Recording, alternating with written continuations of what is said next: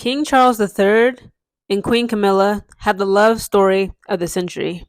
Now, before y'all come for me, no, I am not a side chick. No, I do not believe in side chicks. So I don't want to hear, Geneva, you're a side chick. You're picking the side chick side. You want to be the other woman. Why would you want to support the other woman? What about the late, great Princess Diana? Let me explain. What is love? According to Google, love is mutual growth, support, love, respect, and a mutual understanding. Allow me to give you a little bit of history on Queen Camilla and King Charles. King Charles and Queen Camilla ended up getting married 35 years later after their first initial meeting. The couple met for the first time in 1970 and they began to date, but they soon after broke up once Prince Charles at the time went away to sea. Camilla married Andrew Parker Bowles back in 1973, while, of course, Prince Charles then, King Charles now, married the late, great Princess Diana in 1981. Now, Diana was a 19-year-old virgin, and Prince Charles was a 31-year-old bachelor, the hottest bachelor on earth. Let's fast forward to 1993, when an intimate phone call between Camilla and Charles broke the world. Imagine if that phone call that Charles and Camilla had back then leaked today. Charles literally said to Camilla, I want to be your tampon. If I ever were to become reincarnated back into this life, if I were to die and then have to come back to this life, fuck being anything else. I don't want to be a table. I don't want to be a cup of coffee. I don't want to be a giraffe. I don't want to be a lion. I don't want to be the richest man on earth. I don't even want to come back as a prince. I want to come back as your tampon, Camilla, because that's how much love that he had for this woman. Do y'all not understand me? Ladies, you want a man that loves you like Charles loved Camilla. A man that will say that out of a billion things, out of the billions upon billions of things to come back into in this life and be reincarnated. Imagine if a man said, I'd rather come back as your tampon because that's how much I love you. That's pure romance, and nobody can tell me any different. After the salacious and scandalous phone calls between Charles and Camilla back in 1993, both of them soon after, so I believe a couple years later, both separated from their partners. Charles and Diana decided to separate, and Camilla and her husband back then, Andrew Parker Bowles, also decided to separate and then eventually divorce. Just 1 year after Princess Diana's death in 1997, Charles and Camilla made the relationship public. They couldn't even wait. That's how much the love was. Again, the world hated the royal family after Diana's death.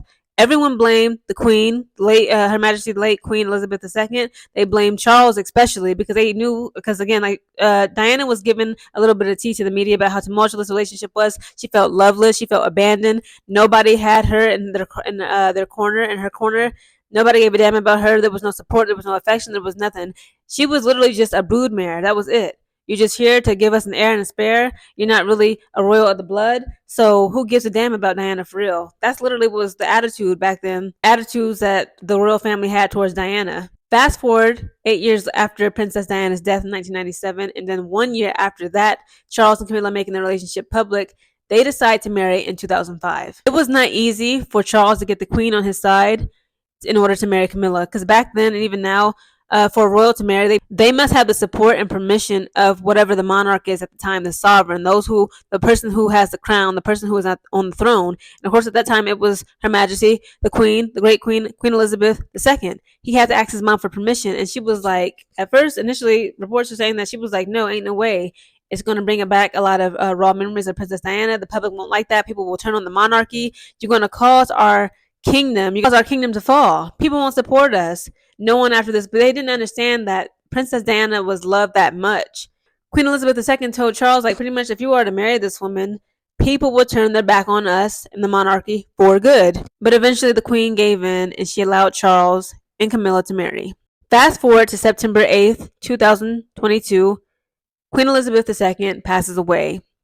Immediately, Prince Charles assumes the throne as King Charles III, and then Prince William, his son, becomes first in line to inherit the British throne. On the day of Queen Elizabeth II's death, not only did Prince Charles become King Charles III, Camilla, his wife, became Queen Consort Camilla. Earlier this year, along with Kate Middleton, the royal family has been rocked with a series of health issues, in specific cancer. Both King Charles and Princess Catherine, aka Kate Middleton, have come public with the diagnosis of having cancer. Throughout this entire ordeal, all you see is Camilla by his side. You see Camilla by her husband's side, her king's side, King Charles III. You don't see her complaining when he can't make it to public engagement. He has to stay back for cancer treatments, or if he's being fatigued or he's just feeling tired. She goes to represent her king. She goes to represent the crown, the throne, the sovereign, and the entire monarchy. And you know what? She doesn't seem like she's complaining. She doesn't seem like she's resentment at all of her role.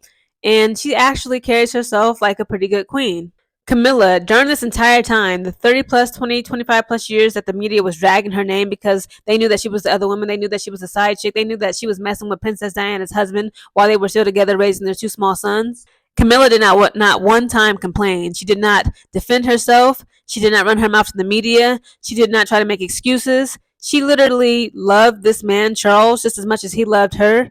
And she ain't say a word. That speaks volumes on Camilla's character. When the public and the British media attacked this woman for decades, called her ugly, people literally couldn't believe that. It was like, Charles, why would you choose a cow over Princess Diana? People would liken her to a cow. They would say she was ugly. She's this. She's old in the face. You know, she can't even give you any more children. She was like 10 plus years older than Princess Diana. Like, people just couldn't get it.